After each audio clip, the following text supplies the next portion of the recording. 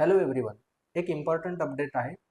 एमपीएससीने आज जे revised newsletter प्रसिद्ध केलेलं आहे, या रिवाइज्ड न्यूजलेटरनुसार महाराष्ट्र अभियांत्रिकी सेवा AE1 यासाठी एकूण 86 जागा डिपार्टमेंट असेल सार्वजनिक बांधकाम विभाग, आणि त्यासोबतच महाराष्ट्र स्थापत्य अभियांत्रिकी सेवा सहाय्यक कार्यकारी अभियंता अर्थातच AEE यासाठीच्या एकूण 28 जागा, अशा 86 आणि 28 जागा सार्वजनिक बांधकाम विभागाने एमपीएससी कडे या जागांच्या भरतीसाठी मागणीपत्र पाठवलेलं आहे. याचा अर्थ या जागा 2025च्या ॲडमध्ये ॲड होणार आहेत.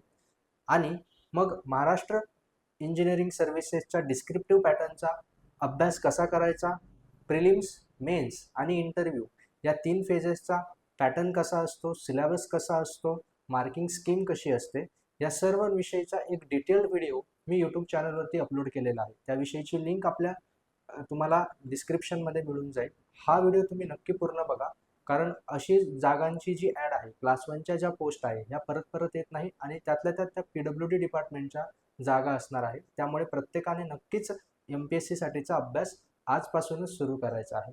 Thank you so much.